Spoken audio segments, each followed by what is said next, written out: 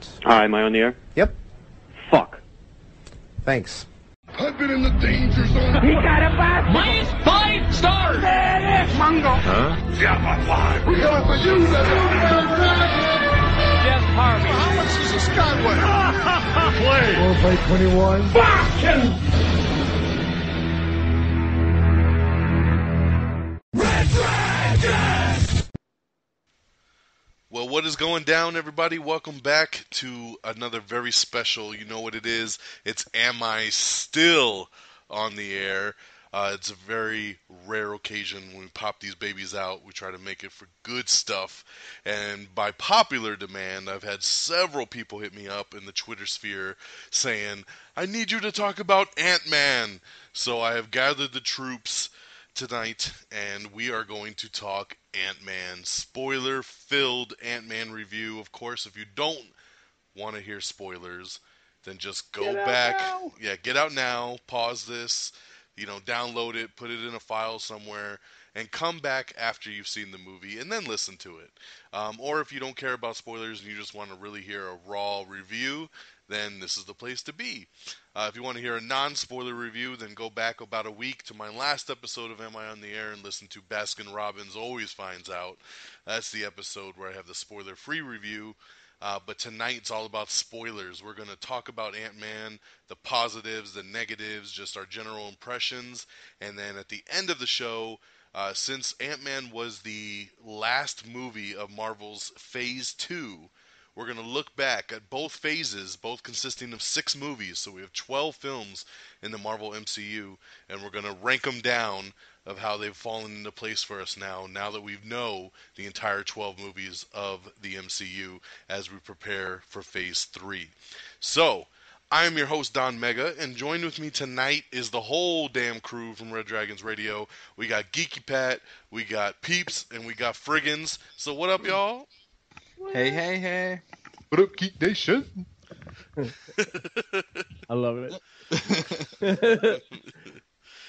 So everybody's here. We're going to give 4 nice opinions here, breaking down Ant-Man, which is going to be pretty sweet. I know Frigginz over there got lucky. He got to see the movie like a week early before the rest of us did. Sneak peeks are awesome. Sneak peek status. You got to know people, you know what I'm saying? So he's got his little perspective on it since he kind of got it before everybody else. And then, the rest of us went and checked it out. I know me and Geeky Pat over here, we saw it in IMAX 3D, and it was beautiful. Yeah, and, Peep stood us up and didn't come with us that night, so he decided to go watch it another day. And did you see it in just 2D, Peeps? I saw the 3D per Fred's Yes, that's right. So there you go. And yes, the recommendation is there to see it in 3D if you have the opportunity to. Obviously see it in IMAX 3D, but if you don't have an IMAX theater anywhere around you, then definitely check it out in 3D because the 3D looks beautiful in this film. They did a great job with the conversion on this one. So, Ant-Man, spoiler review. So, quick general impressions of the film. Marvel's 12th film out of the MCU. The last one of Phase 2, which is kind of crazy because originally Ant-Man was going to be the kickoff movie to Phase 3. And then they decided to kind of shift it around a little bit. They decided once they announced that big slate and that Captain America Civil War was coming out next year, they decided to let that be the kickoff to Phase 3. So Ant-Man was closing out Phase 2, and I remember when they first announced that, I was kind of like, that's a weird choice. Like, why the hell would they do Ant-Man to close out a phase?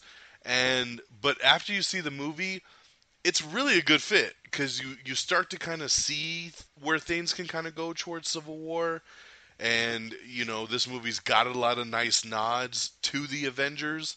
I mean, there's even, like, quick shout-outs from, I love when Michael Douglas's Hank Pym tells Paul Rudd's Scott Lang, I need your help, we need to do this, we need to do that, and Paul Rudd's first thing is to say, like, okay, well, our first step should be to call the Avengers.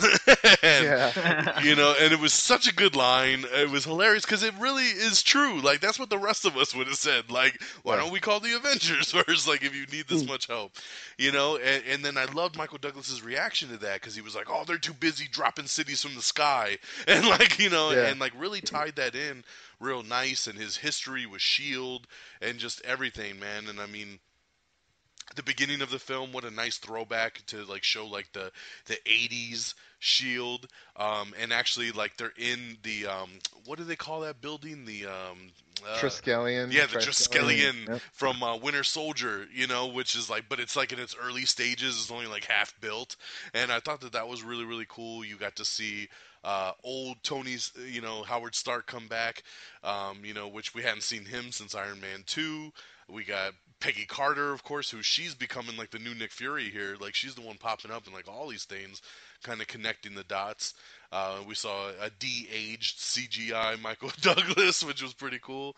They did a good job on that. They did a great job with it. The technology has come a long way from X-Men: The Last Stand.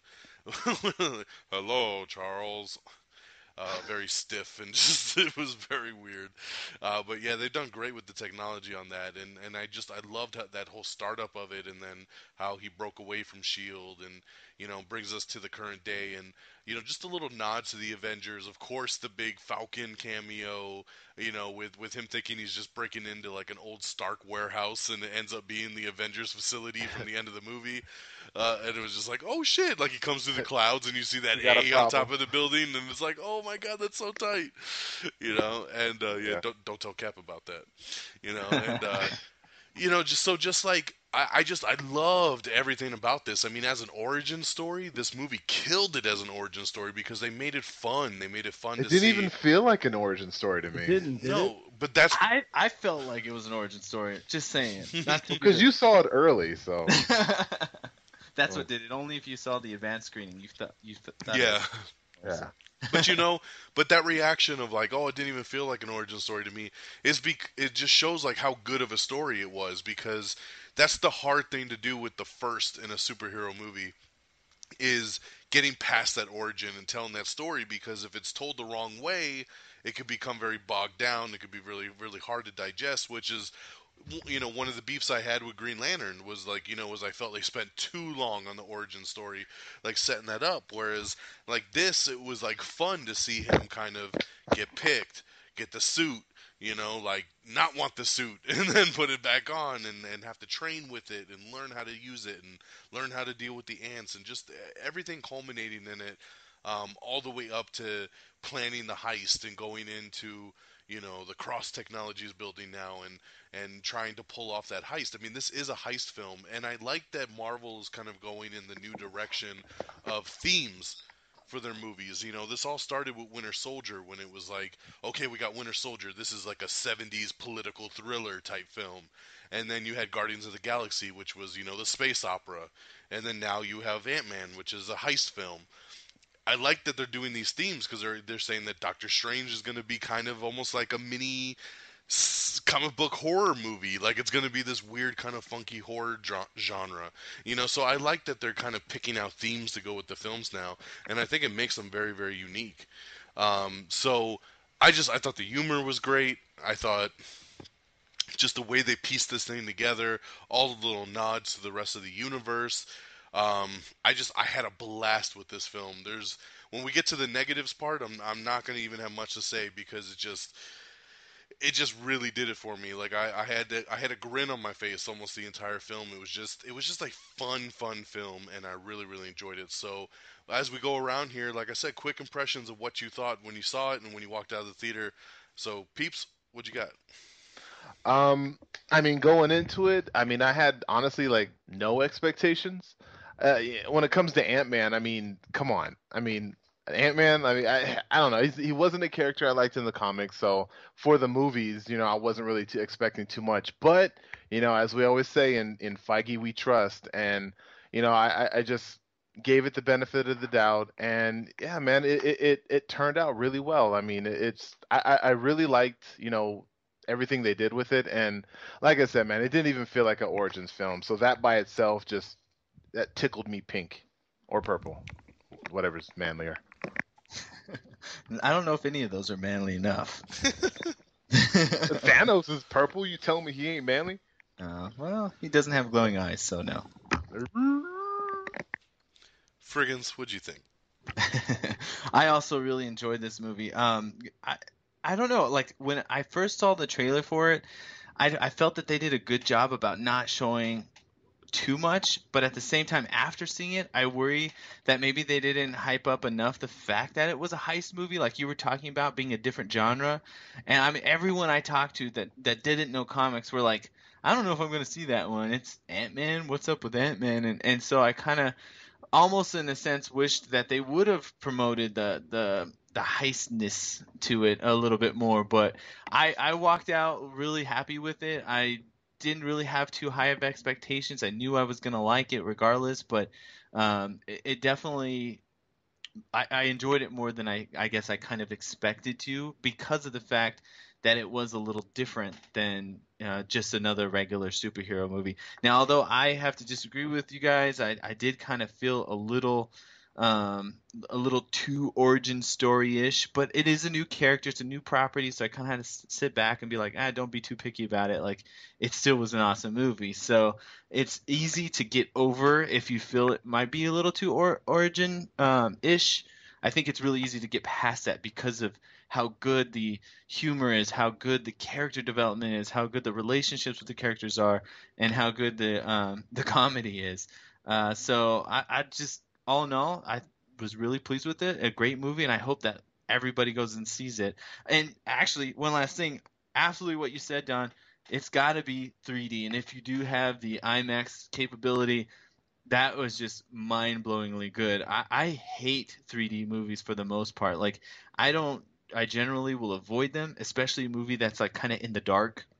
And I think like Avatar is probably like the best 3D I've ever seen, and Guardians was really good. But this movie just, I mean, it pops in 3D. This is a guy, I'm telling you, I'm a guy that hates 3D movies, and I just don't see how this should be shown not in 3D. I had the opportunity to see it twice. I saw it with my cousin a couple days later, and we saw it in the standard, and it loses so much. So if you have the chance to see it in 3D, that's where it's at. I mean, you'll thank me for it. So go see it in 3D. Yes. Thank you, Frigginz. And IMAX. You better hurry up too. Yes. Geeky Pat, quick impressions, Ant-Man. Well, I mean, it was just outstanding. It was way better than I thought it was going to be. I think Paul Rudd was the right choice. A lot of people were slamming that in the beginning, but there's just no way he is now the Ant-Man to me. I have very few problems with the movies, which is good. You gave it a 5 out of 5, right? Yeah. I'd say for me it was a 4 out of 5 movie. But it was just really, really good. I really enjoyed it, and it was funny, it was fun, it was still had that Marvel feel. One of my worries was it was going to stand out a little different than the other Marvel movies, because they're almost all world-ending stuff or like career-ending stuff. It's all, this one was like, it could have got out of hand, but he was able to handle it, kind of thing. And so it was kind of cool. It was more like a down-to-earth origin story, I guess. But I didn't feel like I'm sorry, Fred. I didn't feel like it was an origin story. I felt like because it was already an established character, and he kind of just took over the legend of the character, and it was just kind of like he was chosen. And I don't know. It felt different to me. I really, one of the things that really stood out to me, and I think we talked about it afterwards, Don, you and Pat and I, was that the training montage was not forever long, but it was intertwined with other things that was going on. So you felt like there was a sense of time where he was training, and yet there was a sense of things were still getting accomplished. So you had that time period going by without it being incredibly boring. All in all, I really, really did like the movie, and I think that another standalone Ant-Man could definitely happen, but I'm excited to see him in the Civil War. I definitely, now knowing from the end scene that he's going to be part of Captain America's team, I want to see him get big and be part of the smash him up, knock over the Tony Stark's team kind of thing. So I think that's definitely going to be pretty exciting. Yeah, I mean, there's so much potential there, and we'll talk about that a little bit later about where we hope to see the character kind of go. Um, I'm glad to hear that everybody really enjoyed it. I mean, because this was a risky movie on Marvel's part. I mean, this goes back to kind of how we felt about Guardians last year. It was like one of those movies that were like, I don't know, man, this is gonna be like pretty out there. I don't know if this is gonna really pay off. And Guardians paid off in such a big way, and then Ant-Man is another risk, and it's an even bigger risk because even though Guardians seemed like a risk, it was a sci-fi space epic movie that I think a lot of people, even regardless of its Marvel ties, would have went and checked something like that out just because it looked really cool and it was unique and it kind of had that Star Wars kind of vibe, and that kind of helped that movie. Whereas Ant-Man, it's like what Fred said, where it's like I know a lot of people that actually are fans of the Marvel's MCU that told me I don't really have any want to go see Ant-Man. And I'm like, what? Like, really? Like, we're like, why? And there's like, oh, it looks stupid. And I don't, and that's the kind of thing that I'm trying to get people to get over. Is like, it's a weird concept. He's a weird character. I was never an Ant-Man fan of the comics. I mean, it's something to where, like, I went from not giving really two shits about this character or his inclusion into the MCU or a part of the Avengers or anything, and then after I saw this movie, I'm just like, give me more of this character. Like, I can't wait to see what he does in Civil War now. And I'm really trying to just stress to people, like, to give it a chance, because I think you'll come out very pleasantly surprised. My wife actually went and saw this last week with my mother-in-law, and my, I usually have to drag my wife to these kind of movies, and she's like, yeah, they're cool. Like, like she always kind of gives me the like, yeah, it was cool. And she came home from Ant-Man and was like, I really enjoyed that, and that was from a non-real big Marvel fan, and she really got a kick out of it. And and that kind of just shows you like the broad appeal of this movie. Like, you don't even need to be a fan of comic book movies or superheroes. Like, this movie has everything going for it. I mean, the humor in this film is so great, and a lot of that goes towards Paul Rudd and even Adam McKay. People don't know, like, a lot of people don't know how Adam McKay and Paul Rudd co-wrote the script together when they did all those rewrites. And Adam McKay is hilarious, man. This is the guy behind the Anchorman movies and like a bunch of the Will Ferrell stuff. Adam McKay is a super hilarious dude, and him and Paul Rudd sat down for a weekend and banged out a rewrite of the script, and it came out beautiful. This is a movie that really could have gone down the shitter real quick. I mean, the drama that came around this thing. Edgar Wright was the original director for it. He had been working on the film for years, and then he left the project literally like a week before they started filming because he was just, he didn't like the direction that Marvel was trying to make him go. We've talked about this before, like with Joss Whedon and like how he was forced to do certain things at Marvel. Well, Edgar Wright is one of those kind of snobby kind of directors. He likes to do his own thing. And once Marvel said, well, we need you to kind of pepper this in or, make sure that it heads in this direction for other films, he was like, nah, I don't want to do it then. Like, I'm out. And I remember when he dropped out, I would say 90% of the critics that I follow were like, this movie's doomed. Like, it'll never rebound. They're never going to find a good enough director. This thing's gonna fail. And luckily, Paul Rudd stayed on board. All the key cast that had already been announced stayed on board with the project, which was unique because I know there was a moment there where it was looking like some of them might drop out because they signed on to work with Edgar Wright, and then he dropped out, and it just became this big mess. And then they hired Peyton Reed to direct the film. This is the guy that directed Bring It On. the cheerleading movie, and like So random. it's super random, like, but everybody was like, what? Peyton Reed? Like, where did this guy come from? Why would they hire this guy? Like, if you look up his resume, I mean, he's a comedy director. He did Bring It On. He did Yes Man with Jim Carrey. He did The Breakup with Vince Vaughn. Like, he does like just little comedies, but he's a big comic book nerd, and he is a big Ant-Man fan. So he wowed Kevin Feige when they sat down and they talked about the project. He really wowed them, and I give the guy mad props because he came onto a project literally like days before they started filming, and had to just jump in head on. And then, then I give props to Paul Rudd and Adam McKay for stepping up and rewriting portions of the script. And everybody came together and they banged out this project, and it turned out to be a beautiful movie and so much fun. Right now, it's probably my second favorite movie of the year, and I just, I really give them mad props for what they were able to achieve based on what, a year ago everybody was saying was going to be the first big Marvel bomb. It was going to be such a disappointment. They had the wrong people behind it. Paul Rudd is the perfect choice. Like Geeky Pat said, like I've always been a fan of Paul Rudd. I mean, I'm a big fan of his comedy style. And when he got cast, I was like, that's an interesting choice. But I saw it and I believed in it. And I said, it could work for a character like this. And boy, did it work for a character like this. He was so great as this character. And I want to see him standing next to Captain America and Iron Man. I want to see him in the middle of all of that. And I want to see these adventures continue. I want to see Wasp. We got that after credit scene.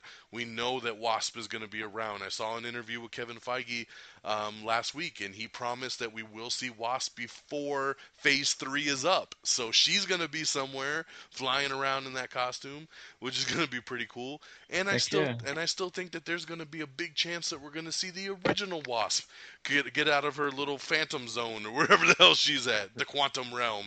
That's why they were very smart in the way that they, the picture of her, she's got the big hat on and it's tilted kind of, over covering her face so you can't see what she looks like. And then when you saw her as Wasp in the flashback scene, she had the helmet on. So there's a big opportunity there that basically there's no time in the quantum realm, so when she gets out of it and they pull her out of there, she's gonna probably still be like 30 years old. So there's gonna be that opportunity there. There's so much stuff that they can go forward with this. So we're gonna talk the big positives here as we go around here. The stuff we really, really liked. I thought Michael Douglas did an awesome job. He was a great Hank Pym. I thought it was really weird when they started putting this movie together that they chose to go with Scott Lang, because Hank Pym is Ant-Man. He's such a pivotal character, and I was like, damn, that's kind of weird. They're going to go with an older Hank Pym, and they're going to go jump straight to Scott Lang, and I thought it was an odd choice. But coming out of the movie, it was the smartest choice they could have ever done, because it was cool to have that idea that Hank Pym has been around, and he was Ant-Man, and he fought Hydra back in the day, and he did, he did his thing, and basically is there to, provide his insight and everything. And bringing in Scott Lang was a perfect choice to work it with Paul Rudd, to kind of fit in better with the current Avengers team. Just such a smart move. I loved it. I loved the casting of everybody in this movie, honestly. Paul Rudd was perfect. Michael Douglas is perfect. Evangeline Lilly is perfect as Hope. Oh man, I'm spacing his name right now, but the guy that played Yellow Jacket. Cross? Well, yeah, Darren Cross, but what is his real name? Corey Stoll. There you go. Thank you. Yeah, Corey Stoll, I am becoming a big, big fan of. I like the guy a lot. Like he's currently on that show The Strain on FX, and he's great on The Strain. He was on last season of Homeland, and he's popped up in a million movies in the last couple of years. The guy's really blowing up. He was on House of Cards for a while. A great character. I think they shortchanged Yellow Jacket a little bit, and that might be my negative side. But as a character, I liked what he brought to it as being the businessman and being looking at Hank Pym as his father figure and wanting to please him, wanting to make him proud. And I thought he did such a great job, and I loved the look of Yellow Jacket, and just the fight scenes between Ant-Man and Yellow Jacket were just phenomenal. Fighting inside of a briefcase. How awesome was that? Yeah. In a damn briefcase, and then basically the whole end battle is in his daughter's bedroom. It's just on the toy set. Best decision ever. It's just so cool, man. So it's that casting was great. The little girl that was Paul Rudd's daughter was awesome. they really killed it. His whole crew, I mean, Michael Pena, oh my god, dude, Michael Pena killed it in this film. He was so funny, man. He Like, stole the show. Like oh. everyone keeps talking about him. He's like the Yeah, best I mean, part. right from the very beginning, when he picks him up from jail and they're driving, and he's like, "Yeah, my parents got a divorce," and he's like, "Oh man, I'm so sorry," you know, and he's like, "Yeah, I lost my job. Oh, I'm sorry, but I got the van," you know, like, and he's like, and it just like, and of course, my biggest thing was just the two stories that Michael Pena told, where they're showing the story go down, but you're seeing everybody mouthing Michael Pena's words as he tells the story. You know, like, oh, let me tell you, man, we were sitting at this thing and we were, you know, and it's like, and the camera's following all the different characters, and it even led into the Stan Lee cameo in the second one, which I thought was great. You know, all the way to, you know, like, and then they, you know, met this guy Falcon, and he was like, you know, have you seen this guy? Like, you know, we got strong guys, we got web crawler guys, we got guys climbing walls, like, you know, like, and just like the way he told the story. I've always loved Michael Pena, man. This guy is just so hilarious. If you haven't seen Observe and Report, go watch that movie, man. He kills it in that film also. But you know, everything, man. I hate Ti when he pops up in movies and like TV shows. I'm like, oh man, Ti. You know, at least he's better than RZA. But it's just Ti is just But he was good in Ant-Man, man. I give him props. Like he fit a role and he did it well. And I thought everybody did it well. Like I said, the humor is what really brought this together. The action was great. I thought the whole fight scene with Falcon was just phenomenal, and it was so cool to kind of bleed in, you know, that, oh man, I fought an Avenger, you know, like that was like he was so stoked on that and so proud of himself of what he did.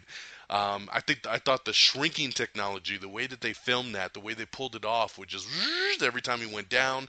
That very first time he shrunk in the bathtub and the water splashed him out, and he's falling through all the different levels of the apartment building down into the club, and he's like trying to dodge getting stepped on. And he's on the record player, and he's like holding on for his life, and it just looked so phenomenal. I mean, I heard they created like some brand new technology to do that, and it looked so good. All the stuff with the ants, especially when he was in the ant hill running around with everybody, and you know, all the way into the heist of how he like rode the ants down the sewer pipe, and you know, like it just visually it was a beautiful movie. And I just, like I said, the humors really brought it all together. Michael Douglas with his, you know, his tank keychain. Oh, it's not just a keychain, you know, gigantic tank comes blasting through the building. When did you catch that? Like, so the first time they showed it, I was just like, oh, keychain. But then, like, they showed it again, and I was like, wait, they've showed that twice now. Yeah. I thought the very first time they showed it, I thought there was too much of a focus on his keychain. So, I mean, I did not see it coming. I was an idiot. well, I didn't know it was gonna turn big and like blow up like that, but I thought it was gonna play into something like later on. Like I thought like another suit might have popped out of there, or like, you know, like I knew he had something planned with the tank. I just didn't know what it was. Um, but yeah, just the way they brought everything together. I mean, like I said, this movie, just the flow of it was perfect, and they didn't overdo it. Like this movie runs, I think, almost exactly at 2 hours, which was a perfect runtime for it because they didn't stretch anything out too long. They kept the pace moving real nice, and I thought it just paid off just phenomenally. So, Peeps, what's your big positives coming off of this one? Mute. Haha. One of the biggest things that I enjoyed about this movie is the way that he, I guess, fought like Falcon, and the way he fights anybody, like how he kind of shrinks and grows, kind of how you were saying. I love that. I honestly was thinking like, okay, he's just going to be a little teeny tiny Ant-Man the whole time, punching people in the feet, and like, I didn't think he was really going to be doing anything. But you know, when it got down to it, you know, he would shrink, he would punch him in the face, and then he would grow, and he would drop kick. Like it was, I really liked that. I thought that was real fun, and the effects when he would shrink, how it would kind of show his body like the shadow, and it's exactly how it looks in the comics. So I don't know, man. I really like that. Um, like with you, you know how you're talking about Yellow Jacket. I mean, you guys know me and my villains, and you know this guy, like the actor Corey, Haim, whatever his name was. Corey Stoll. But there you go. I don't know. Like I really liked to hate that guy. I mean, again, Marvel's doing such a great job in casting, and I mean, this guy, I was like, oh, I don't like you, but I want to see you again, you know. And I would wish, you know, instead of like killing all these villains off, why don't we just arrest them and put them in a shield facility and they could all hang out with Abomination? You know, where the hell that is that guy? Like, I would like to kind of see like a bad guy prison or something. I mean, they do it in the comics. Why? I don't know. Why can't they really do that here? I don't know. But Dude, when he zapped that dude in the bathroom and he just turned him to goo, dude, I was like, holy shit! Like, he just loogied that dude. Like, exactly, damn. just wiped him on up He- and flushed him down the He toilet. wipes his hands afterwards, like Yeah. He's just like like, casual. Sorry, we You haven't know- worked out the bugs. Peeps, I'm actually kind of surprised that you think he's dead. I mean, an argument could be made that he's not dead. he's not dead. He He's in the quantum realm. Exactly. Oh man, his arms are broke at least. His arms. Does don't that know. count as one of the Marvel losing the arms in Phase 2? Because that was the only. I think that was the arms, yeah.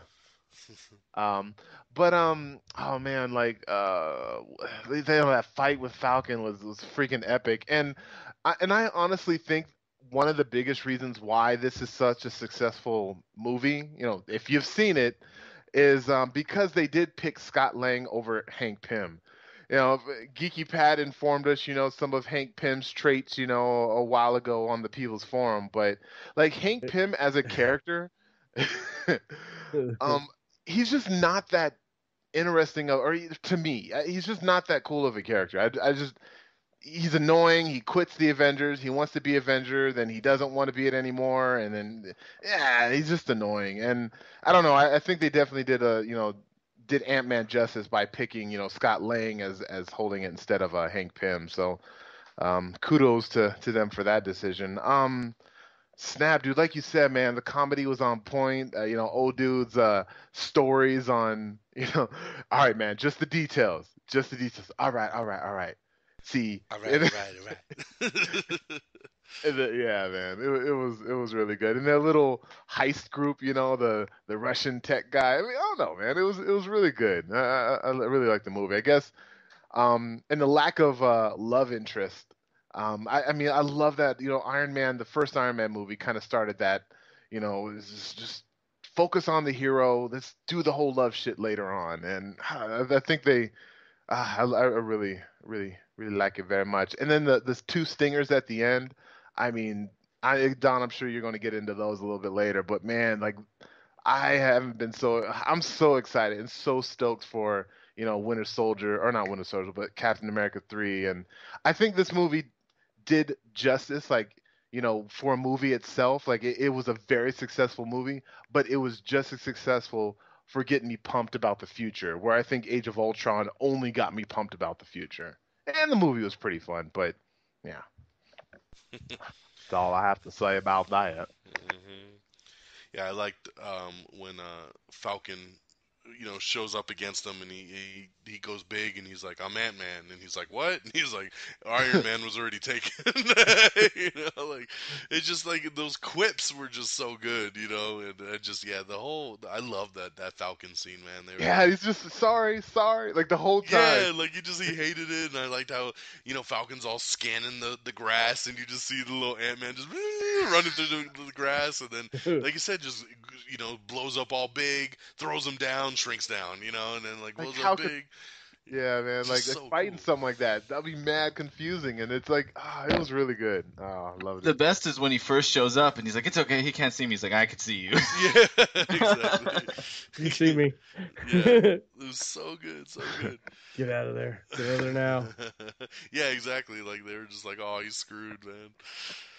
All right, well, Frigginz, what were your positives that you like really took away from this? Well, definitely everything you guys have already kind of discussed and everything, but I really, really liked the fact. So, number one, when the movie was over, and the first time I see it, and the movie is completely over, the first thing that pops in my head is like, Michael Pena was so awesome. I mean, he really stole the whole thing for me. I really enjoyed his performance, his character, that storytelling aspect that you guys already talked about. Like, that really took away everything else from me. Like, that was so Yeah, I'm not scared. perfect. It's okay. I'm not scared. Yeah, I don't get scared. dude, and how funny is it that you have this character who, looks the part of like the, ghetto vato guy, and he's like, oh, I'm at a wine tasting, I'm at an art gallery, and like, Yeah. it's just so funny. I don't know, loved it. It was really, really well done, for those two scenes, and with throwing Stan Lee in that, for his cameo to be in part of that was just, it was freaking perfect. It was just so well done. So that was like the number one thing I walked away with. The other thing that I really like about this is the fact that they can take another character from a comic book that nobody really cares about and make them huge. And it's just awesome that they've established this formula to be able to do that. Everyone, we talked about it already, Don, where we were saying like people that, only watch these movies are coming up to us and saying, well, I don't know about Ant-Man. Like, what did you say when Iron Man came out? Like, if you weren't reading comic books, you didn't really know much about Iron Man. Like, but you went and saw that, and you went and saw Thor. Like, if you're not reading comic books, it's just, how is that going to work? I remember when Thor came out, everyone was like, how are they going to make this character, into a movie that's going to be accepted? And look at it now. So I think what I really like about this is that Marvel's still doing that, still taking characters that may not seem to, on the surface, be able to be popular and carry a franchise, and yet here we are with Ant-Man, and we're all loving Ant-Man.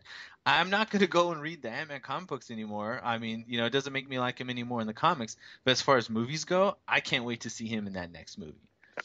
So that was definitely an aspect that I really liked, is them just continuing that trend.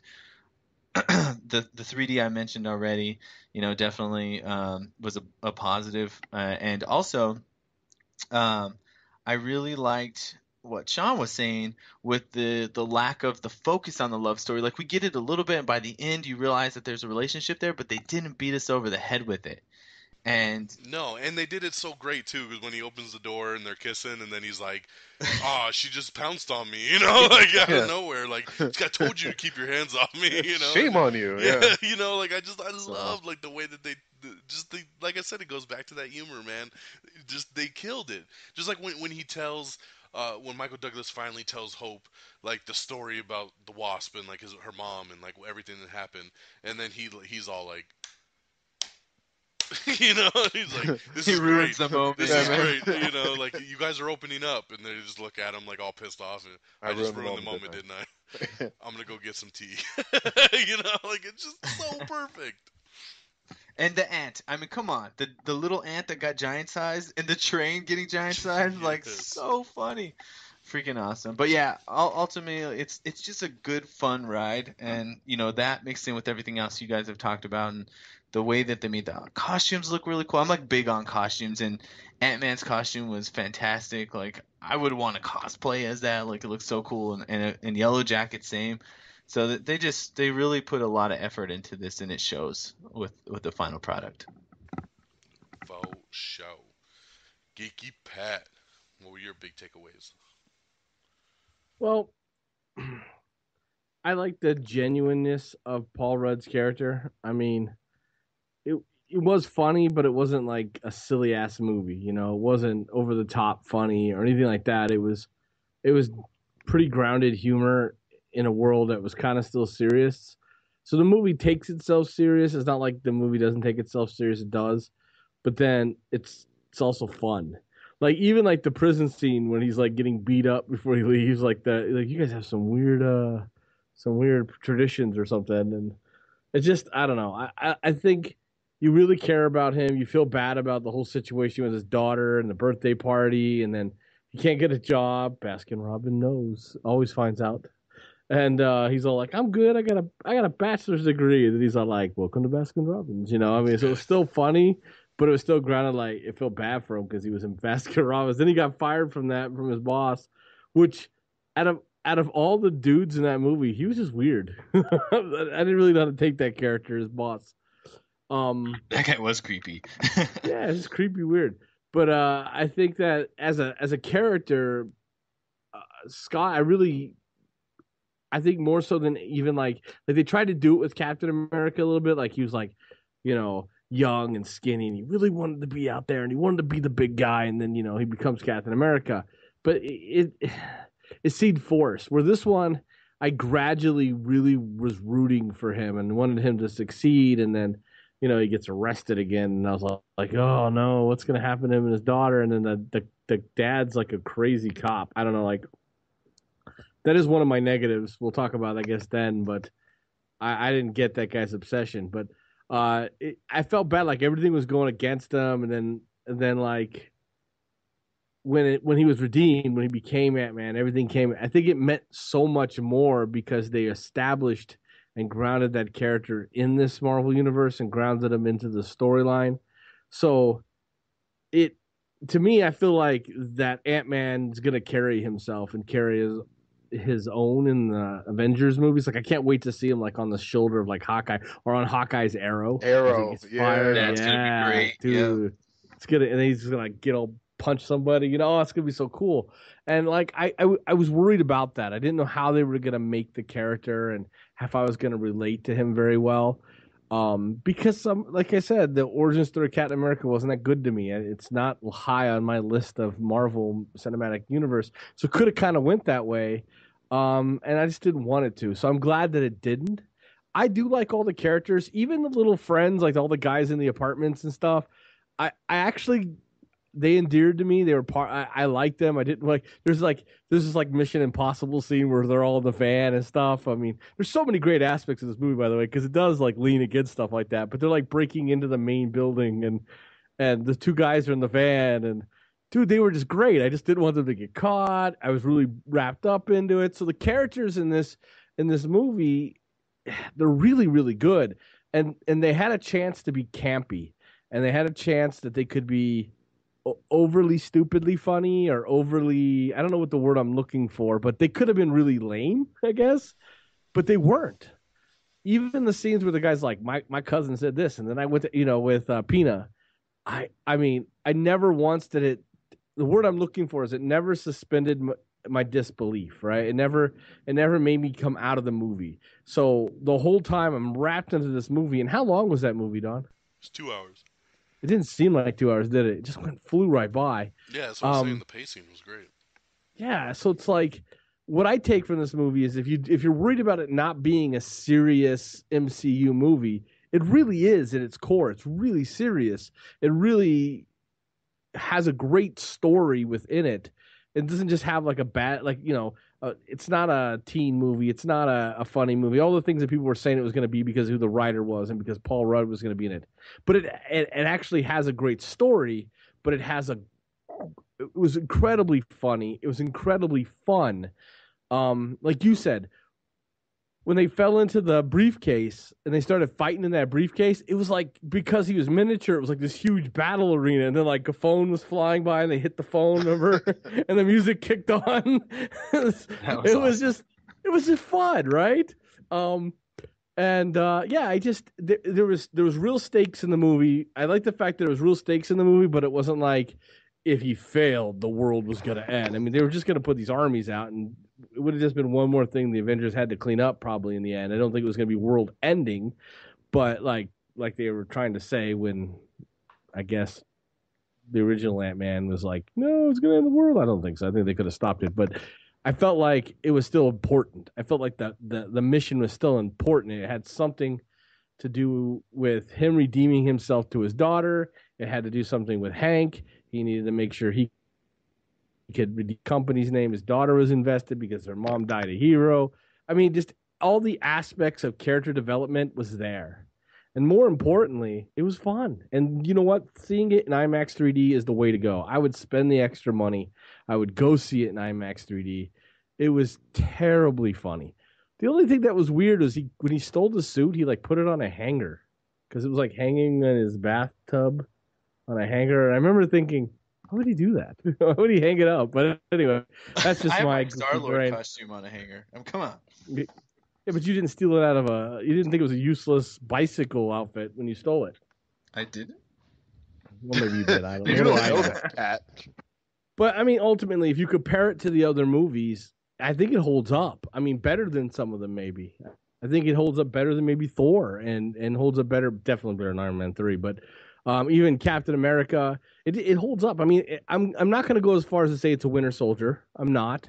Okay, well, But- you're gonna rank them later, so don't get too much into that. Yeah, Well, spoiler I'm saying- alert. You're like going all I'm- through them all right now. It's better than this one. It's better than this one. It's better than Not this one. Guardians, but I'm just trying to give an idea though that it really does hold up in this universe, because Yes. that's what everyone else has been complaining to me about. It's like, it's not really gonna fit. He's not really gonna be in Avengers. It's kind of gonna be its own thing. And I just don't see it that way now. After coming out of that movie, I think one of the first things I said to you was, I really like now how he's going to be part of this universe, and he's going to fit perfectly, you know? And so that's my big takeout. I mean, takeaway is it's just a great movie, and they did the characters all right. And they have a lot of like little side characters, like, you know, you're going to have Wasp, you're going to have, you know, it's not the last time you're going to see the Yellow Jacket, because that guy ran off with that, what was it called? That yellow serum stuff. Yeah, I don't remember what it was called in the movie. They had a name for it, but he ran off with that yellow serum, and so Hail I think Hydra. there's going to be Hail Hydra. I think, I think it's going to have more to it. So I really think that it's opening up things to possibly even to Shield and some other things, you know. Yeah, maybe he gives that yellow serum to Ward or something like that, you know, since he's kind of building his own team or something. Yeah, it could definitely connect to Yeah, Shield I and mean- other things. Yeah, I think it's grounded now in that universe for me, and it wasn't really in my mind grounded yet. And when I left, I was like, "This is awesome. This is a great movie, and it's really part of this universe now." Alrighty. Another funny scene, I remember when they're fighting at the end in his daughter's room, and after the big toy train goes through the front roof, with Michael Pena and the guys in the van. They're like, "Man, we gotta go get our friend," and then like all the cops are there backing up. Backing up, just backing up. Like, so good, man. I love moments like that in movies. Did All right. anything get like ruined for you guys? Like for the number one thing I could think of is Falcon. I was lucky enough that I had no clue, and so when Falcon showed up, I was like, "Holy shit!" And Vanessa, she looks at me, she's like, "You didn't know about that? I saw that on Twitter or Instagram or something." And I would have been so mad if that got ruined. Well, that got ruined for me. I told Pat that night, him and my brother-in-law, like, we had dinner before the movie, and I said, "There's one spoiler I know of," and I didn't spoil it for them because they didn't know yet, but I said there's one thing I accidentally saw it on a commercial, and it was the Falcon thing. I had DVR'd a TV show, and I was fast-forwarding through the commercial, and I'm going through the commercial real quick, and I caught Falcon in the fast forward, and I was like, "Wait a minute," and I rewinded it, and I was like, "Did I just fucking see Falcon in the Ant-Man commercial?" And like, sure enough, they show Falcon talking to Scott, and I was like, it didn't show them fighting, so at least that was kind of cool. Like, that was a little bit different. And it like, they just showed Falcon being like, "Who are you?" And he's like, "I'm Ant-Man. Iron Man was taken." And they showed that thing, and I figured in my mind at the time that was gonna be like an end credit scene that they kind of leaked out early, like he was going to recruit Ant-Man, you know, for like the Avengers or something. Oh, okay. And so like I had a different idea of what that scene was going to be, but it did get spoiled. Like, I knew Falcon was going to pop up, so I was just kind of waiting for it. So as soon as I saw him coming down on the Avengers facility, I was like, "Oh, I bet this is where Falcon comes into play." Oh, that's You know, so it did suck because I totally got ruined, and I don't understand why in a million years they would have thrown that into the commercial. And I think that was more of a panic move on the marketing side to make them be like, again, for people that are like hesitating to see, you know, Ant-Man, to be like, "Oh, look, here's a familiar face in this movie that you're going to like." And they're like, "Oh, well, Falcon's in this movie, I'm going to go see this," you know? Like, I don't know.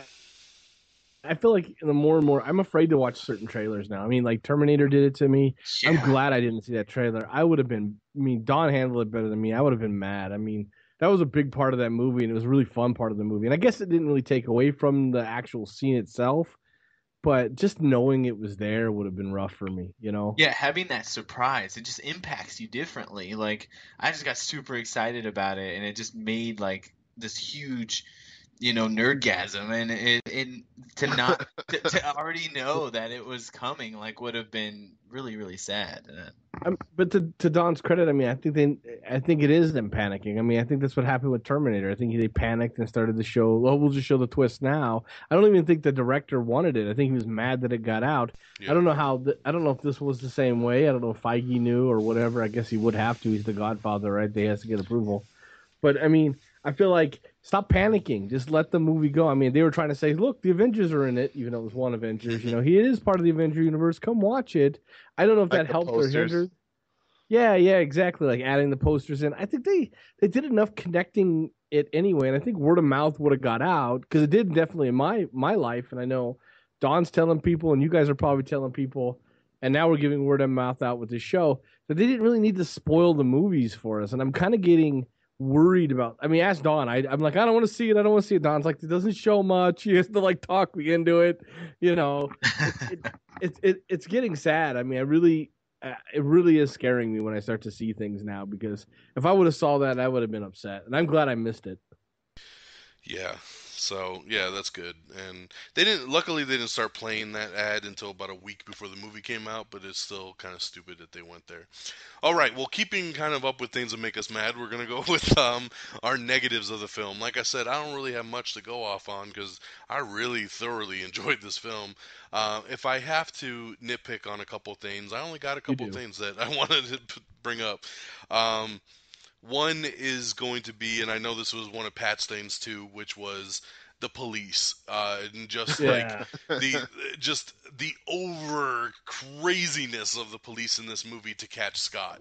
I felt like okay, so Scott gets arrested for a simple breaking and entering, which first of all could have easily been solved if Hope would have just called the police house and just said, "Hey, I'm dropping charges. It was an accident. I thought he was a burglar, but it's my dad's friend."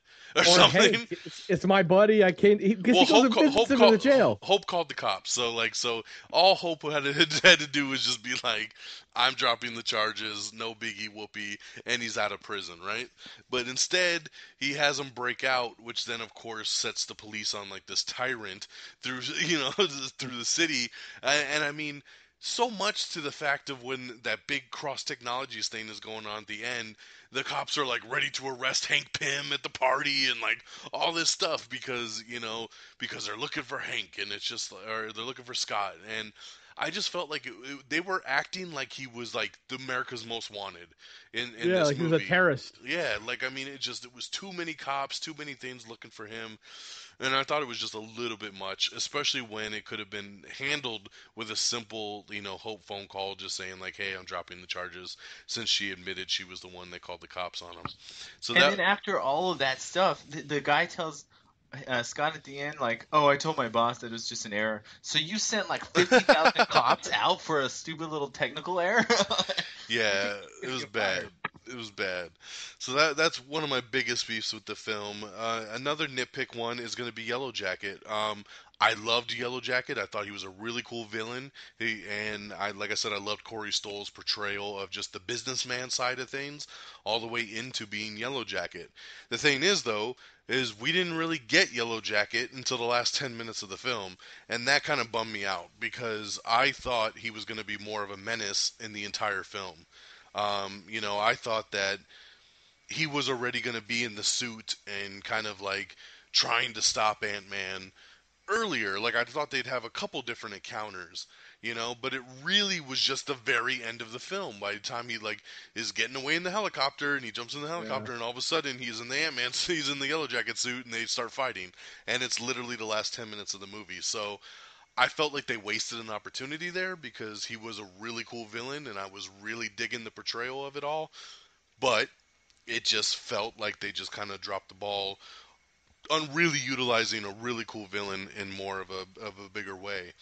And lastly, and this is really kind of just a nitpicky thing again too, but speaking of them fighting in the helicopter, and then when they did that fight scene in the briefcase, I thought it was super ridiculous that they're fighting in the briefcase falls out of the helicopter, right?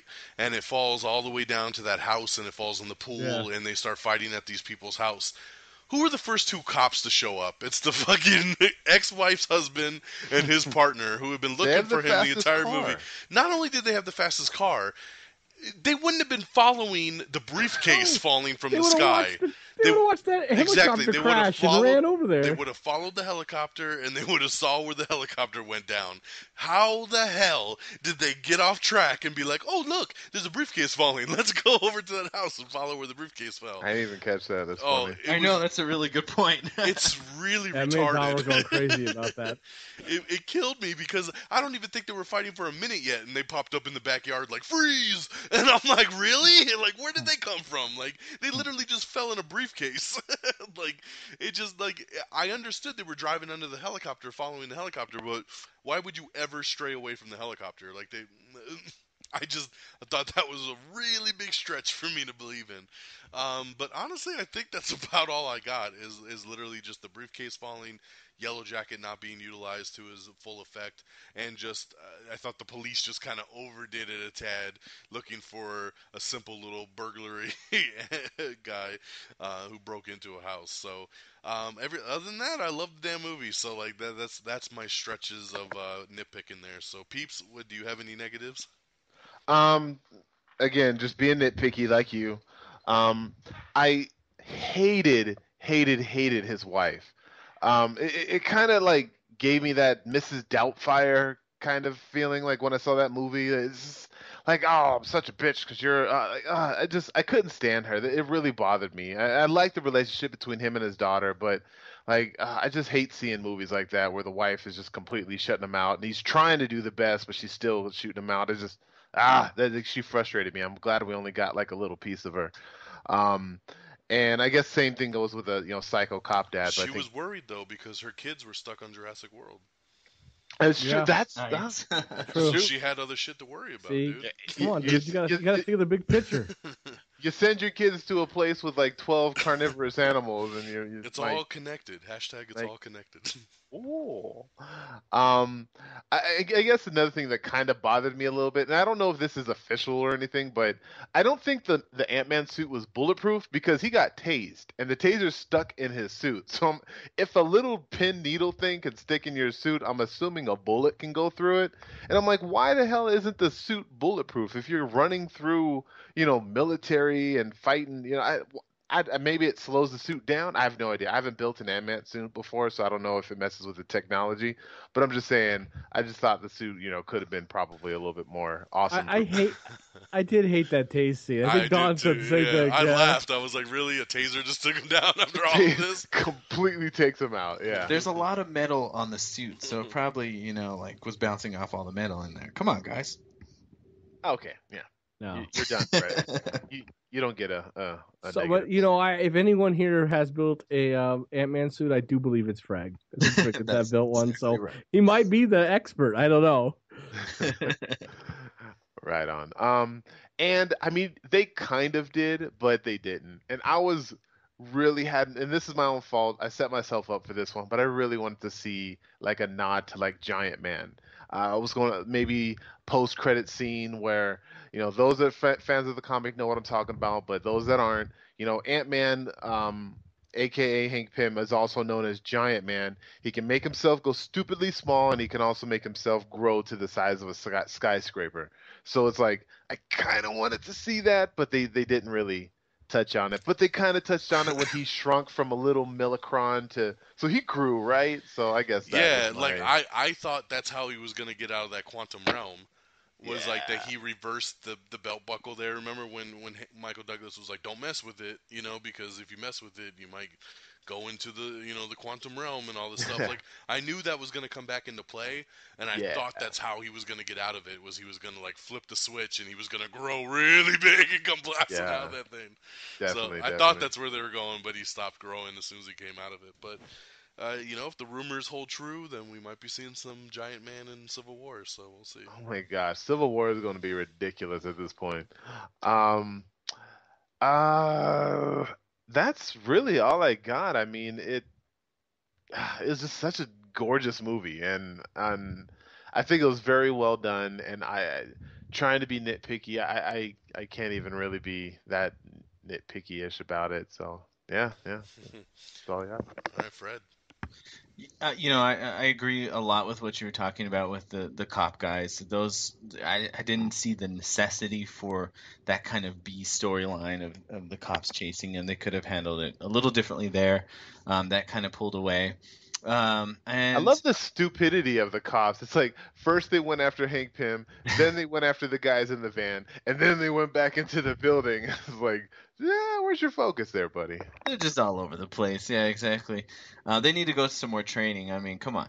But I also was a little disappointed that we didn't get more of Yellow Jacket. Same thing that you were saying there. So pretty much the most negatives I have is the same ones that you've already noted.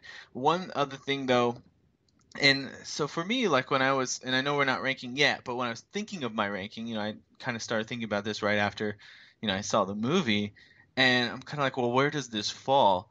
And I think that one of the things that takes away from it is the fact that it's Ant-Man. It's a great movie, it's awesome, but it had that negative effect to people wanting to go see it. And even as I saw it, even though I really enjoyed the movie, I still kind of lean back and say, like, this is awesome, but it's not the same as seeing Captain America or Thor or Iron Man or the Guardians. And that probably comes from the nostalgic factor. Like, those are the characters I read in comic books, and I never really read Ant-Man. But for some reason, I as much as I like that they're introducing us to this new character, to me it also kind of, in a way, kind of like was taking away from maybe some excitement that I would have had. Like, I had so much excitement when I saw Falcon, and I don't know. I just felt like somewhere in there it kind of loses you when it's not someone. So you're saying because weren't a previous fan. He marked it down. I'm just saying. Lame. It's not a negative. They don't get points for like knowing them like before. You can give them like. He's like, I love the movie, but he's not as cool as Thor or Captain America, so I'm gonna rank it lower. It's still a good movie though, but he's just not. He's That's like, a lame ass excuse. The problem. So really, his negative. Here's his negative. Yeah. It's not the It's Avengers. not exactly. He's not as cool as the other guys, so If the movie was called Captain America, that would have been a lot better. Yeah. Probably. All right, is that all you got? Yeah, it's just basically. Because I'm about to cut you off anyways. Cut his mic. Cut his mic. Cut his mic. This is all the other things you had mentioned anyway, but yeah. Geeky Pat, what's your negatives? Well, it didn't have Tony Stark in it. So, no, I'm just kidding. Or Gilbert Godfrey. I think, well, we already covered the cops part. I really hated the father in the movie. He just seemed so obsessive. Like, he's blowing off his daughter's stuff to chase down the ex-husband. He's like risking his job that, he's supposed to be this stable force in this little girl's life. And the other guy, Paul Rudd's character there, he's Scott. He's not stable at all. But then he's like throwing everything away to catch this guy. And all he did was break and enter. I mean, that was it. He broke and enter. Probably had a strike on parole, so he just wanted to put him away for good or something. I don't True. know. I mean, I guess he is, but maybe he's not on parole. He may have served his whole time. I don't remember them saying parole. Did he get paroled? I don't know. I'm sure he was probably on some. I mean, kind of 90% of the time they get parole. Yeah, as soon as you come out of prison, you're usually. It's a on parole movie, for a so while. they're always paroled. Yeah. Okay. Yeah, I guess. But I kind of hated that. I did. I kind of hated that guy's character. He just seemed unnecessarily crazy over the whole thing, especially at the end when it was just all like, "Yeah, you're cool. We're sitting at the dinner table now, and everything's fine." I mean, I'd have been like, "Look, I don't like you because what you did, you chased me this whole time, treated me like crap, and now because I'm a superhero, I'm cool in your book, you Detective Lanced me. You're a dick, bro. Exactly. I mean, I feel like that relationship should never have been able to be repaired after all that. I think one of my other biggest problems was I didn't like how they used Hydra in the movie. I mean, it was kind of like, here's Hydra, but they're the other. I mean, why would he sit and explain who these guys were? I just didn't get that whole part. Why he would tell Hank Pym, oh, I'm selling your stuff to Hydra. They're really not the bad guys they used to be, other than just to make the bad guy even a worse guy. Because it wasn't like he was just selling a weapon to get rich. He's selling the weapon to Hydra. So he's obviously more evil. And I just didn't think that was needed in the movie. The guy had a really great need to prove himself, and he didn't need to have well, I'm such a bad guy, I'm selling it to terrorists. You know, they're not normal terrorists anymore. So I don't know. I kind of hated that portion of the movie. What was the other thing? We already covered the other stuff that we talked about. Oh, also, I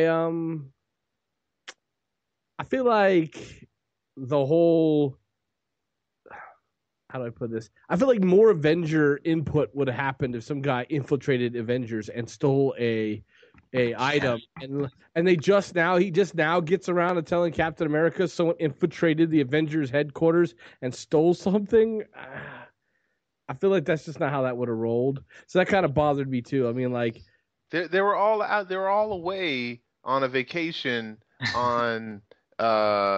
All right, I got nothing. But they didn't have any SHIELD agents there. I mean, Falcon's getting his ass handed to him. He's not gonna have backup. I mean, he was even talking to somebody. Yeah, but like it was no, yeah, like there was. I think that was a blatant drop of the ball. I think, but they just wanted to add that cool Avengers scene in. But then again, like he just invaded. They don't know who he is. He just took something from them, and like that would be a big deal, I would think. And maybe they'll touch it later in like Agents of Shield or something like that. But I feel like that was dropped. I wanted to see like Nick Fury, some kind of agent in here, maybe something saying Shield was part of it. I feel like if Iron Man was building a suit and they knew about this, and Hank Pym had a suit and he was part of Shield. I like the Shield in the back. Like they had the Shield in the past, but like there was no Shield interaction in the present. So well, I kind of like that because like Hank Pym wanted Shield nowhere near this. He didn't trust Shield, and especially Tony Stark. He's like, could you imagine Tony Stark getting a hold of my technology? Absolutely not. You know, I don't know. I kind of like that. Yeah, it made sense. I get that, but now he's using the suit again. Like you would think they'd be on their radar. Is all I'm saying. You know, like maybe like, hey. Yeah, but Scott was only using the suit for like a day, like that anybody would have known of. So I mean, that'll come into play. A day, but fair enough. It wasn't that long. But I mean, and he wasn't like Iron Man, where he was like flying around like woohoo. Yeah, well, that's what I'm saying. Like, as far as like anybody seeing him publicly, it was like the break-in at the, when they did the heist. Like that was like the big like coming out of him being in that suit again, and then whenever Falcon probably reported it. So, like I mean, or didn't report it because he got his ass. Exactly right. Don't let Cap know about this. In a little bit, I felt like the scene where they're in the car and they're like getting his powers and they're getting along now, and then they come inside and he just like goes right to telling her about her mom. I felt that was a little forced. Like it was like pushed in there for some reason. Like I don't know, it didn't feel natural. Huh. I did like the, I liked the scene, but it was like they had a big fight. She goes out, he comes in, he's like, I can't tell you. Then like she comes in and he's all like, "Oh, your mom really didn't die this way. She was a hero," and blah. And I don't know. I just felt like, okay, there you go, big hero montage. I don't know. Yeah, kind of bothered me. But they got in the fight because he wouldn't tell her, and that's why she stormed out of the house. So he finally was like, "Okay, fine. Like you're old enough to know. Here's the story. Here's why." Like so, she's old enough to know. She's like almost 28 or somking like that. I mean, I don't know. It felt. Remember, it felt he didn't want to tell her to protect her. For what? He didn't. She was still working on shrinking technology. She was working at his plant. I just felt like, I don't know. It just his reasons didn't make sense, but that's what I'm saying. I mean, it felt like after that scene happened, put it all together in my head. The flow of him telling her the story, though, after that fight made sense. Though it wasn't like, she messed something else up, or it was like, oh, the aunt put 3 cubes of sugar in that coffee and not 2. And then she's like, "Oh, I hate you," and then storms out of the house. And then when she comes back in, he's like, "Okay, here's what happened with your mother." it told the story perfectly, because she's like, "Why won't you tell me what happened to my mom?" And he's like, "I can't." And then she storms out of the house, and when she comes back in, he tells her the story. Like, so that at least flowed together. I guess it just seemed it seemed like the whole thing was unnecessary. Like, why would he hold? Why was this such a secret this far, this long? I So didn't we really know could hear he was- the story being told. Okay, fair That's enough. exactly I guess. what it is. He's not gonna. They didn't want to show a flashback scene of him telling his 10-year-old daughter what happened. They wanted to, they wanted to show us now. So the only way to make that work was to have him keep it a secret. I for all would have these been years. angry at him anyway. I'd have been like, "You kept this from me. I thought my mom died in a car accident." But anyway, that's me. But that's really all I have. I mean, other than the fact that it's not an adventure movie. I really liked it, and so. Well, duh. I mean, come on. All right. Fred, you said, well, and it's It wasn't Ant-Man. Yeah. Well, I mean, The only reason it's not higher on my list is because Captain America or Thor's not in it. It's not Ant-Man. It's Ant-Man. Uh, Well, that's the name of the movie. What is? Oh, God. still a good movie. All right. All right. Let's go around and give our final scores on this thing, and then we'll rank down our MCU films. So for me, there's no Wait. shot. What? What about after credit scenes? Oh yeah, so after credit real quick here, we kind of touched on the first one, which is of course, you got the mid-credit scene, which is, Hank taking Hope over to a special doorway. It opens up, and you got the brand new Wasp outfit hanging on the wall, and he's like, been working on this, and it's yours. And she's like, oh, it's about time, and she's super stoked about it because obviously she wanted to wear the suit the whole damn movie. So that was cool.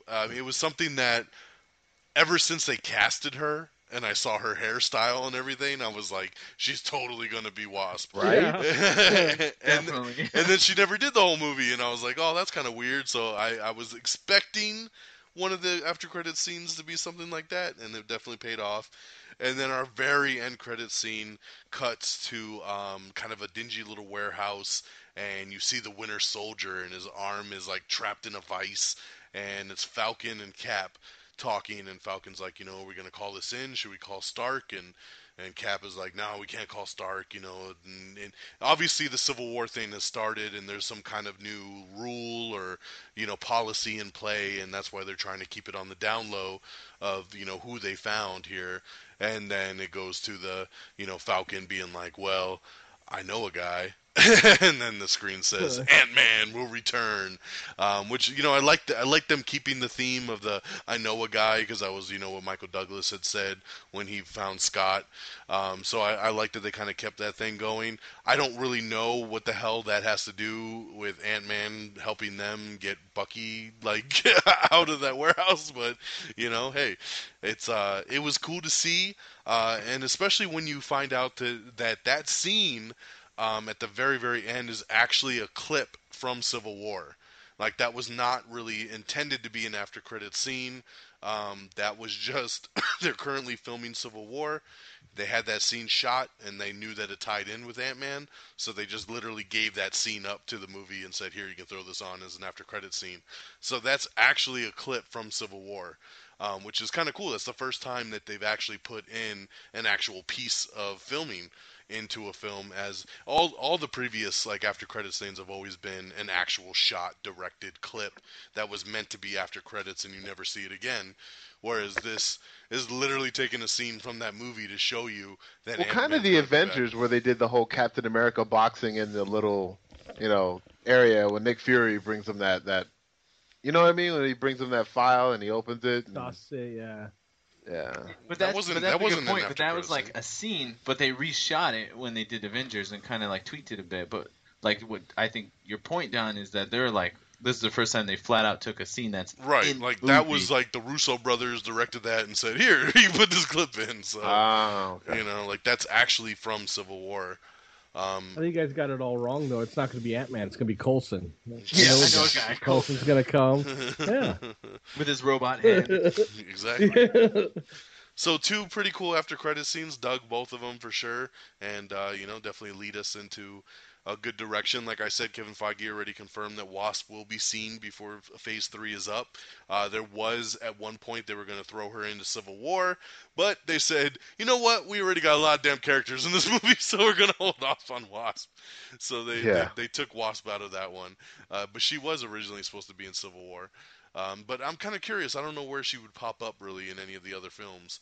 But he guarantees it's before Phase 3. So And then, of course, we already know where Civil War is going, so we're just excited to know that Ant-Man is going to be representing in Civil War, and I can't wait to, like I said before, see him up on that screen interacting with, a Tony and Steve Rogers, like, and stuff. Like, that's going to be awesome. So Spider-Man. Spider-Man meeting Ant-Man. They're going to talk about bugs. Like, it's going to be cool. Yep. So, so Peeps, anything you want to add on the after credit scenes? No, man, it's just they were both, super, super great, super good. I didn't know that until Geeky Pat told me that was a scene taken from Civil War. And Geeky Pat and I mean, we were just trying to figure out like what was going on. Like, did they just get done fighting? Was he in a vice? Like, what was going on? Like, you're all out of breath and dirty, and I don't know, man. No, That's why I was they weren't saying in uniform either. Yeah, and that's why I was saying like that. If you look at it as an after credit scene, it kind of almost doesn't make sense. You're just like, what the hell's going on in this? But when you know that it's an actual clip from the movie, and there's obviously stuff that happened before that you're gonna get to see in less than a year, that's pretty cool. That was my biggest worry after seeing it. I was thinking, I wanted to see how they caught him. Like, what did they do to get to that point? Like, how did they find out where was he? How did they fight him? How did they get dirty? How did they catch him? How did they get his arm in that thing? Like, I was a little more like, I had all they're not these in costume. and they're not in costume. And then he mentions like Stark says something about the Accords, or not Stark, Cap. He says, well, something about the Accords, and I was like, well, what the hell's an Accord? So I was like trying to figure this out. So thank you, Don, for breaking that news that this is part of the Civil War film, because I was really confused for a little while there. Yeah, and I think the whole Accords thing is some kind of like part of the Superhero Registration Act and all that kind of stuff. So it's gonna be interesting. So Fred, anything else you want to add on the after credit scenes? One last thing in regards to the Wasp, I thought there was kind of a little subtlety there, and maybe I'm reading into it a little too much. But like, what was kind of cool is when Wasp, when Hope first sees the Wasp suit, she's kind of like, she's really excited, and you see her kind of like her eyes kind of tearing up almost a little bit. But then that goes away, and she gets that smirk, and she's like, it's about damn time. And I felt that was kind of a subtle way of Marvel saying like, okay, we know you want a strong female lead. We're gonna get you strong female leads in here, and yeah, it is about damn time. And it was kind of just a cool little subtle way for them to acknowledge that. Cool, I like it. I love how everybody can fit on these hand-me-down suits. Yeah, exactly. That kind of almost. No, I did say that. I did say that after the movie. I said I love that. Is that how Michael Douglas like figured out who was going to be his successor? It was like, his measurements look kind of close to mine. Let's go ahead and give him the suit. I was like, the suit fit perfectly. I was like, come on, man. He wore that shit for like 50 years. I hope he watched it. They can shrink it and grow it. I mean, they just give a little douse of those little throwy devices, and boom, you're good to go. Some PIM particles. Oh, the shrink stars. Shrink and grow stars. Well, Pat, anything else you want to add on the after credit scenes? Well, I mean, I'm glad it wasn't Howard the Duck. That's for sure. You know what? I mean, I think that it was very interesting that Michael Douglas built that room and had put 1 billion light bulbs in the room, because like if you're gonna have a suit room, you have to have 1 million light bulbs and to light it up. And so that was I'm glad that he was able to maintain that and keep that up just for that moment, because it would have been, I think it would have ruined the moment if like a few of them were burned out, because that's how it would roll my house. There'd be like 2 or 3 burned out, and my wife would be a little less impressed with the suit I'm about to give her, because I did not remember any light bulbs. I have to see it again. That whole room was like nothing but light bulbs. It was surrounded by spotlights. It was like crazy bright. I completely missed that. That's sad. It just needed a Star Trek lens flare. That's all it needed. I mean, they were great. I mean, there's nothing I could add more or take away from that, other than the fact that you're wrong. I mean, Captain America was in that movie. See, so there you go, Fred. Good point. Good point. You should have loved that movie. It just shot up on his list. Yeah, that's a 5 out of 5, right? All right, so now we're going to give our final ranking here on the film out of 5 stars. I've already given mine officially on the show. I give it a 5 out of 5. Like I said, when I rate a movie, I base it on my movie theater going experience. That when I walked out of it Was I completely thrilled? Did it give me everything that I wanted? You know, did I feel like that it left anything out? And I really didn't feel that this movie did any of that with me. I was super happy with it. I was pleasantly surprised. I laughed my ass off. It was funnier than I thought it would be. The action was great. It turned another Marvel character that I really could have given two shits about into somebody that I can't wait to see their inclusion in future installments. So for me, that easily makes it a 5 out of 5 for me. Super, super enjoyed it. Peeps, what did you rank it? I mean, with what you just said, did it give me everything I wanted? Yes. Did I feel that they left anything out that it could have been better? Not really. But can I give it a 5? No, I'm gonna give it a 4.5. So You give everything a 4. yeah, man. I don't know. I'm saving my 5 for Suicide Squad. So Yeah, I'm sure. There you go. That's gonna be awesome. You're right. All right, Fred, what do you rank? So I can't give a movie a 5 unless I walk out of that movie being like, oh my god, that movie just blew my mind. So like that's where I get like blew my Guardian. mind. Blew my mind. Yeah, that's Guardians Winter Soldier territory. This one, loved it, had a blast, super fun, laughed my butt off, but I didn't walk out saying that as much as I liked it. At the same time, I can't really give it a 4 either because Michael Pena kicked it up that next notch, so I'm going 4.5. Oh, alrighty. Geeky Pat, you Four already out of kind of gave a score earlier, but Yeah, it's not bad. It was a great movie. It really was. It wasn't a 5 though. all right. Well, there you go. It was a 5. So they got a 5 out of 5, a 4.5, a 4.5, and a 4. So great scores all the way around. Obviously, we all very much enjoyed it. So very good, very good. So like I said in the beginning, you know, this was the final film in Phase 2 of the Marvel Cinematic Universe. Phase 1, of course, consisted of Iron Man, the Incredible Hulk, Iron Man 2, Thor, Captain America, the First Avenger, and Avengers in the first Avengers movie. That was Phase 1.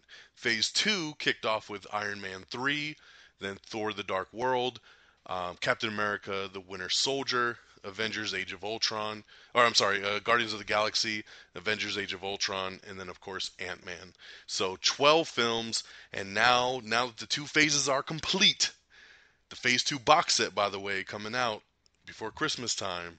You can pre-order it now on Amazon. It comes in the little spear from Guardians of the Galaxy. It's going to be awesome.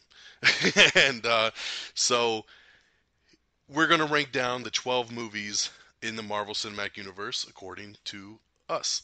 So I will kick it off here, and here is how my 12 break down. Coming in at the bottom at number 12, and I'd just like to say for the record too before I get into this, I really love all of these movies.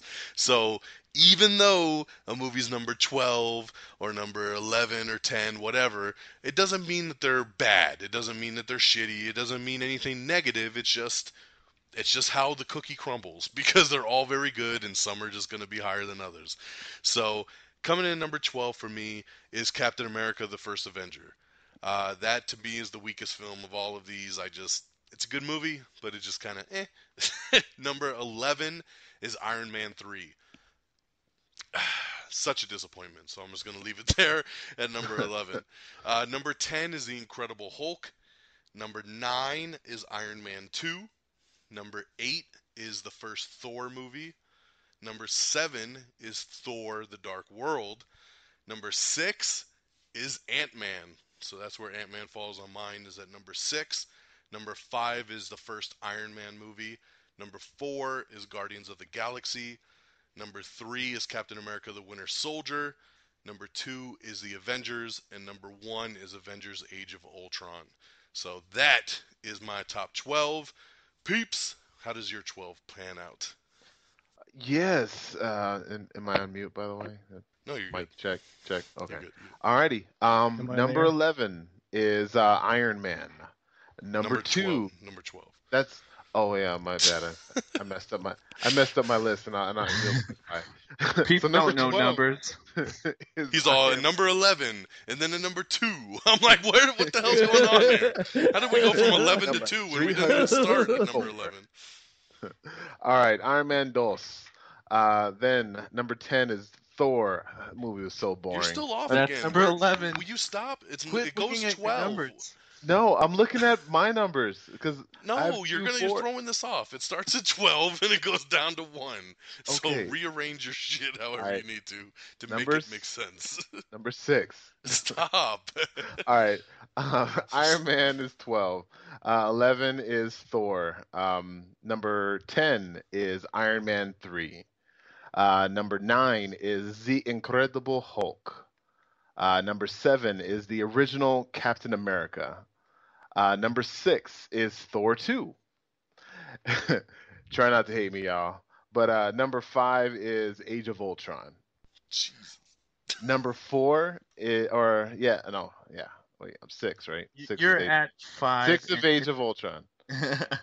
And 5 is Ant-Man. And number 5 is Iron Man. Okay. So what I'm doing here is I'm saying, oh my I basically god, like, dude, you are making the most confusing list I've ever heard in my life. Why are you all over the place? There's only 12. How are these numbers? Iron Man Exactly. and Ant-Man, I like those exactly the same. So I'm putting those as the No, same it doesn't exact. work that way. You have 12 That's how my numbers. This rankings is work. so easy. Oh my It's not my god, you're making my can't say head hurt. Oh my All Iron right, Man so and Ant-Man's Ant-Man number are 4. exactly the Go same. on. Ant-Man's number 4. Go to your 3. The first Are you? Avengers. No, he's going to jump back to 6 now because somehow his numbers keep fluctuating. Oh my god. God, there's only 12 movies. Why is it's taking longer than the whole fucking show? He's gonna add one in. He's gonna add one in. If y'all to just be- let me go and then be like, you He's totally all screwed Captain your America, numbers. Civil War comes in number 2. Avengers Infinity War Part 2 comes in number 1. Oh, that's definitely. So top 3 is Avengers, Guardians of the Galaxy, and my top favorite is Captain America 2. Okay, we are all now dumber for hearing that. You get no points. And you move to the back of the line. This is what happens when you try and do a tie. There's no damn ties on that. There is a tie. No, there's not. There's no ties. There's no way you like them exactly the same. I did. True. Okay, Fred, please give me an actual top 12. Alright. I could do 12. Iron Man 2 is at the bottom of my list with number 12, followed by Iron Man 3, number 11. Thor: The Dark World is 10. Incredible Hulk would be number 9. The first Thor is number 8. And Ant-Man, I thought originally might fall within the 3 range, actually ended up at 7 on my list. Captain America, the first Avenger, making number 6. I actually really like that origin story. Avengers: Age of Ultron hit it at 5. Iron Man, the first one, was number 4. The Avengers, number 3. Captain America: Winter Soldier, number 2. And, of course, Guardians of the Galaxy, the best Marvel movie, number 1. Don, it really hurt my heart a little bit when you said 4. I almost passed out. Yeah, but if you take Avengers out, which a lot of people do because a lot of people like to look at the standalone list and they don't count Avengers, that would make it my second favorite movie out of them all. So that's a good point. You can't hate on that too much. All right. I can deal with that. All right, Geeky Pat, you're 12. All right. Well, I have 2 Just kidding. My actually bottom of the list is I hate the movie. So you're very generous because I just don't like it. Number 12 is Iron Man 3. Absolutely. I wish it never existed. Captain America, the first Avenger, number 11. Number 10, The Incredible Hulk.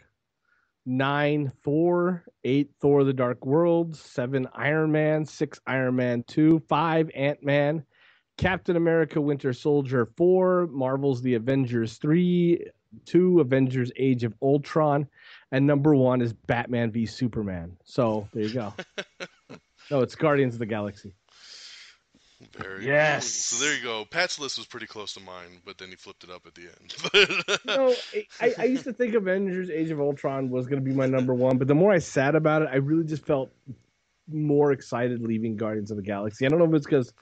Well, just because Guardians was just funny, so like it left you kind of happier coming out of it. I think so. It is my favorite of the Marvel movies. I think. You like Iron Man 2 better than Iron Man 1? I was gonna ask that. Yeah. Yeah, I like Iron Man 2. Well, I like Iron Man 2 also, but I know. You want the bird? I got you the bird. I think because my son watched Iron Man every day for like a year. I mean, maybe it's down lower, but I do. I like Iron Man 2 better than Iron Man 1. I really do. I like it. I like the characters. I like the story. I just do. I know a lot of people hated it. I liked the War Machine. It was just really good. Alrighty. Well, there you go, ladies and gentlemen. 4 completely different lists that break down the MCU. So, I think Sean had 2 people's lists. I'm not sure. yeah, I don't know. He had like 23 movies on his. I don't know how it was even possible. Oh my He's god, all I was like like bitches one and- number behind. That was the whole thing, as I was a number behind. No, you listen Number back to this. 13, You're all over you the guys place. are babysitting. Thor was in that, so Critters were number 2. Gremlins, I like that better. That was number 6, maybe 7. Electra was number 3. Yeah. Alrighty, guys. Well, that will do it for us tonight on this special edition of Am I Still on the Air? Our Ant-Man spoiler review, our Marvel Cinematic breakdown of Phase 1 and Phase 2, how we rank them out. I hope you enjoyed the show, and let's send it on around and see where we can reach these people. We'll start off here with Geeky Pat. He's the host of This Week with the Geek. Where can people find you on the interwebs? RedDragonsRadio.com, RedDragonsRadio.com, RedDragonsRadio.com, also Geeky_Pat. And you can get me at GeekyPatBroadcasting.com. There you go. Peeps from the People's Forum. Where can people find you? you can find me on Facebook. Just look up People's Forum. Go ahead and give it a like. I might be on RedDragonsRadio.com. Oh, you might find the People's Forum on that as well. Also on Twitter, For My Peoples. That's number 4 MYPEEPLES. Alrighty, and Mr. Frigginz, where can people find you? Of course, on RedDragonsRadio.com as well. Say With what? Peeps on the People's Forum. Also like to meander on the Twitterverse. You can hit me up at Frigginz, Frigginz, Frigginz with a Z. So And there, the comic store. Remember, he always said that. you can find me at the comic store. Every Never said Wednesday, which comic store. the comic Everybody's going shop. to the local comic store like, are you Frigginz? Are you Frigginz? It's the comic shop. It's the comic shop. Lobster Comic Johnson 69. Yeah. So that's where you can find everybody. Of course, you can listen to all of our shows. Am I on the Air? This Week with the Geek, the People's Forum. It's all on RedDragonsRadio.com, so go check that out.